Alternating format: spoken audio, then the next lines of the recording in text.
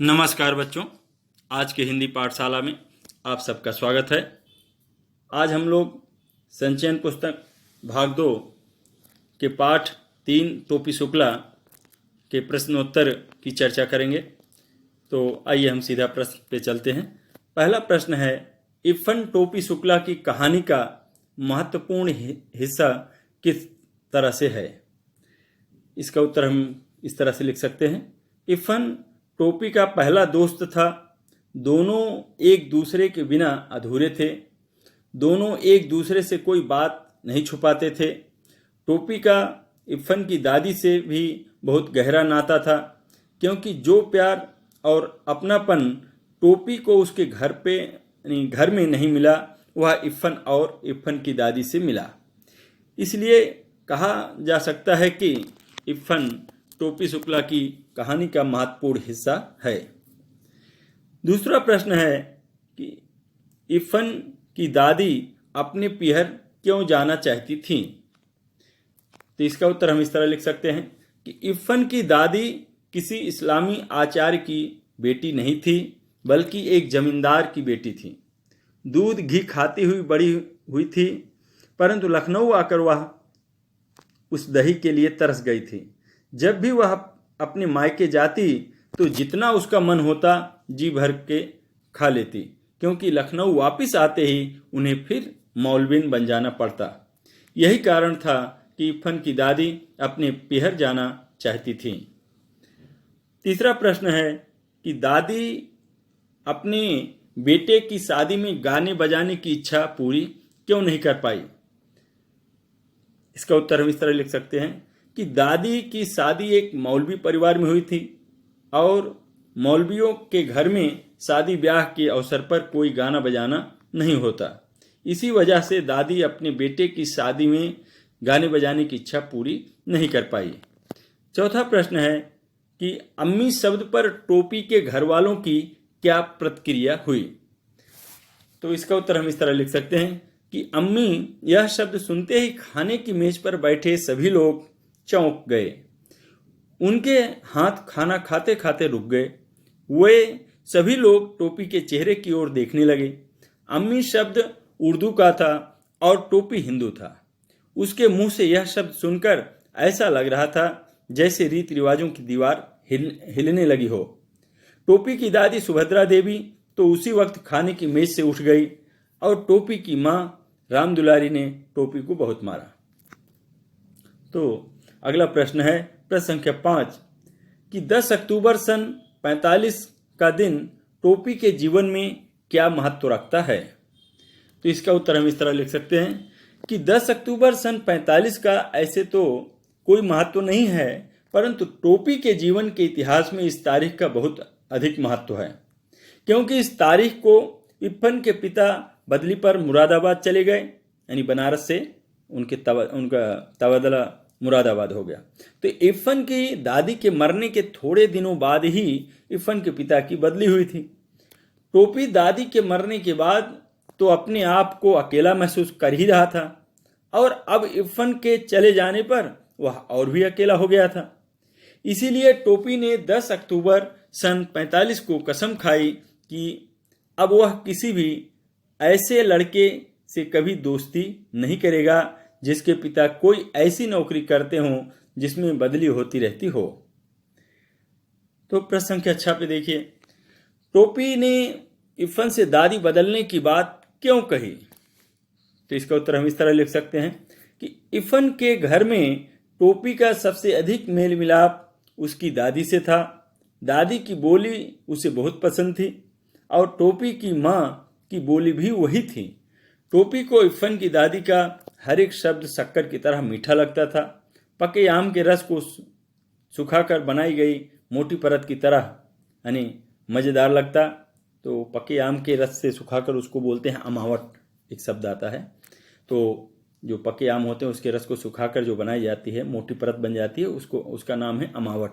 आपके पुस्तक में अमावट ही दिया गया है। तो आगे है, तिल के बने व्यंजनों की तरह, यानी तिल के लड्डू तिल के बने व्यंजनों की तरह अच्छा लगता और वह दादी की डांट सुनकर चुपचाप उनके पास चला आता। टोपी को अपनी दादी बिल्कुल भी अच्छी नहीं लगती थी, इसलिए टोपी ने इफ़न से दादी बदलने की बात कही। अगला प्रश्न है प्रश्न संख्या 7। पूरे घर में इफ़न को अपनी दादी से ही विशेष स्नेह क्यों था?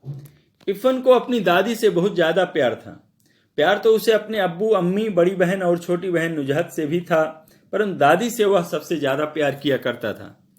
अम्मी तो कभी कभार इफ़न को डांट देती थी और कभी कभी तो मार भी दिया करती थी। बड़ी बहन भी अम्मी की ही तरह कभी कभी डांटती और मारती थी।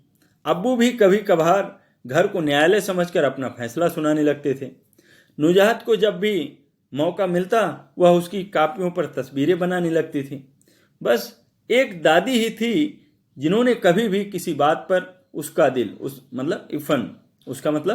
इफ़न का दिल नहीं दुखाया था। यही कारण था कि पूरे घर में इफ़न को अपनी दादी से ही विशेष स्नेह यानी लगाव या प्रेम था। प्रश्न संख्या 8वां देखिए। इफ़न की दादी के देहांत के बाद टोपी को उसका घर खाली सा क्यों लगा? टोपी और दादी में एक ऐसा संबंध हो चुका था जिसे शायद अगर इफ़न के दादा जीवित होते तो वह भी बिल्कुल उसी तरह न समझ पाते जैसे टोपी के घर वाले न समझ पाए थे। दोनों अलग अलग अधूरे थे।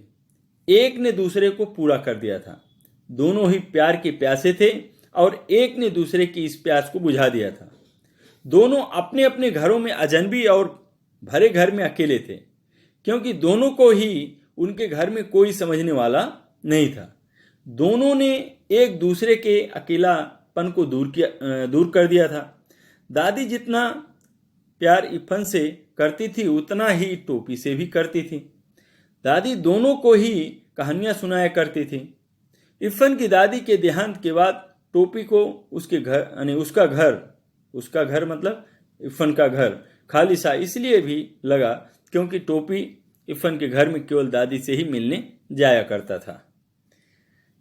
तो अगला प्रश्न है प्रश्न संख्या 9 कि टोपी और इफ़न की दादी अलग अलग मजहब और जाति के थे, पर एक अनजान अटूट रिश्ते से बंधे थे। इस कथा के आलोक में अपने विचार लिखिए। तो इसका उत्तर हम इस तरह लिख सकते हैं कि टोपी हिंदू धर्म से था और इफ़न की दादी मुस्लिम थी, परंतु टोपी और दादी का रिश्ता इतना अधिक अटूट था कि टोपी को इफ़न के घर जाने के लिए मार भी पड़ी थी, परंतु टोपी दादी से मिलने, उनकी कहानियां सुनने और उनकी मीठी पूर्वी बोली सुनने रोज इफ़न के घर जाता था। दादी रोज उसे कुछ ना कुछ खाने को देती, पर टोपी कभी नहीं खाता था। उसे तो दादी का हर एक शब्द गुड़ की ढली की तरह लगता था। टोपी और इफ़न की दादी अलग अलग मजहब और जात के थे, पर एक अनजान अटूट रिश्ते से बंधे थे। दोनों एक दूसरे को खूब समझते थे। अब प्रश्न संख्या है 10 कि टोपी 9वीं कक्षा में 2 बार फेल हो गया। बताइए। पहला कि क्या लिखा है इसमें का प्रश्न में कि जहीन होने के बावजूद भी कक्षा में 2 बार फेल होने के क्या कारण थे? तो इसका उत्तर हम इस तरह लिख सकते हैं कि वह पढ़ाई में बहुत तेज था, परंतु उसे कोई पढ़ने ही नहीं देता था। जब भी टोपी पढ़ाई करने बैठता तो कभी उसके बड़े भाई मुन्नी बाबू को कोई काम याद आ जाता या उसकी माँ को कोई ऐसी चीज मंगवानी पड़ जाती जो नौकरों से नहीं मंगवाई जा सकती थी। अगर ये सारी चीजें ना होती तो कभी उसका छोटा भाई भैरव उसकी कापियों के पन्ने को फाड़कर उनके हवाई जहाज बनाकर उड़ाने लग जाता। तो यह तो थी पहले साल की बात। दूसरे साल उसे टाइफाइड हो गया था, जिसके कारण वह पढ़ाई नहीं कर पाया और दूसरे साल भी फेल हो गया। अब उसी में खा वाला प्रश्न है कि एक ही कक्षा में 2 बार बैठने से टोपी को किन भावनात्मक चुनौतियों का सामना करना पड़ा? इसका उत्तर हम इस तरह लिख सकते हैं, जैसा कि हमने आपको कहानी में भी सुनाया है कि मास्टरों ने उसकी ओर ध्यान देना बिल्कुल ही छोड़ दिया था। कोई सवाल किया जाता और जवाब देने के लिए जब टोपी भी हाथ उठाता तो कोई मास्टर उससे जवाब नहीं पूछता था। वही जो कक्षा का सबसे तेज लड़का था, उसने टोपी से कहा कि वह उन लोगों के साथ क्यों खेलता है, उसे तो 8वीं कक्षा वालों से दोस्ती करनी चाहिए, क्योंकि वे लोग तो आगे 10वीं कक्षा में चले जाएंगे और टोपी को तो 8वीं वालों के साथ ही रहना है, तो उनसे दोस्ती करना टोपी के लिए अच्छा होगा। टोपी ने किसी न किसी तरह 1 साल को झेल लिया, परंतु जब सन 51 में भी उसे 9वीं कक्षा में ही बैठना पड़ा तो वह बिल्कुल गीली मिट्टी का पिंड बन गया, यानी लौंदा बन गया जैसे, क्योंकि अब तो 10वीं में भी कोई उसका दोस्त नहीं रह गया था। जो विद्यार्थी सन 49 में 8वीं कक्षा में थे वह सब अब 10वीं कक्षा में थे। जो सन 49 में 7वीं में थे वे टोपी के साथ पहुंच गए थे, तो उन सभी के बीच में वह अच्छा खासा बूढ़ा दिखाई देने लगा था। अब प्रश्न संख्या इसमें ग है कि टोपी की भावनात्मक परेशानियों को मद्देनजर रखते हुए शिक्षा व्यवस्था में आवश्यक बदलाव सुझाइए। इसका उत्तर हम इस तरह लिख सकते हैं, और अपने भी इसमें इस तरह के जो प्रश्न है इसमें आप लोग अपना भी यानी सुझाव दे सकते हैं। बच्चे फेल होने पर मानसिक रूप से परेशान हो जाते हैं। वह उसी कक्षा में अपने से छोटे विद्यार्थियों के साथ बैठने में शर्म महसूस करते हैं। अध्यापकों को चाहिए कि वे फेल हुए बच्चों पर भी उतना ही ध्यान दें जितना दूसरे बच्चों पर दिया जाता है। बच्चों को केवल किताबी ज्ञान पर ही नहीं परखना चाहिए।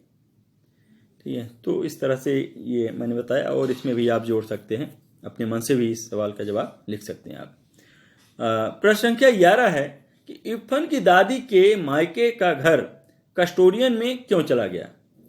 कस्टोडियन मैंने आपको बताया था कि कस्टोडियन एक विभाग होता है, यानी जिस संपत्ति के जायदाद के कोई मालिक नहीं होता तो उसका हक जो है सरकार विभाग में चला जाता है, तो ये वही कस्टोडियन विभाग है।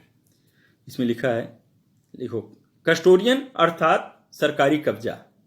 इरफान की दादी के मायके वाले जब कराची में रहने चले गए तो उनके पुराने घर की देखभाल के लिए कोई नहीं रह गया था। उनका उनके घर पर कोई मालिकाना हक भी नहीं रहा था। इसी कारण इरफान की दादी के मायके का घर कस्टोडियन में चला गया। तो इस तरह से ये इस पाठ का प्रश्नोत्तर मैंने आपको समझाया और यहीं पर ये पूरा हो जाता है। और आशा रखता हूँ कि आप लोग ये सारे प्रश्न उत्तर अपने CW में लिखना है। और आज ये एक तरह से आज सिलेबस भी पूरा हो गया, क्योंकि संचयन पुस्तक में 3 ही पाठ हैं, हरिहर काका, सपनों के से दिन और तीसरा टोपी शुक्ला। तो आज टोपी शुक्ला का भी मतलब प्रश्नोत्तर पूरा हो गया।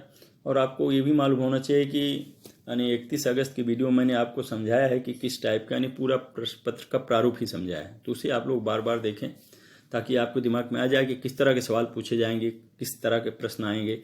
तो संचयन से आपको 2 प्रश्न करने होंगे, यानी एक प्रश्न 3 अंक का होगा। ठीक है, तो उसमें MCQ प्रश्न इस पाठ से, यानी इस पुस्तक के जो भी पाठ हैं तीनों पाठ से MCQ प्रश्न यानी बहुविकल्पिक प्रश्न नहीं आएंगे, इसमें लघुत्तरी प्रश्न आएंगे एक तरह से। तो इस तरह के प्रश्नों को आपको तैयार करना है और पाठ के जो हैं सारांश यानी कहानी भी याद रखना है, ताकि किसी भी तरह का प्रश्न किया जाए आपसे तो आप प्रश्न का उत्तर लिख सकें। तो इन्हीं शब्दों के साथ मैं अपनी वाणी को विराम देता हूं, और अब हम फिर पुनरावर्तन करेंगे अगले वीडियो से, यानी अगले कालांश से। धन्यवाद।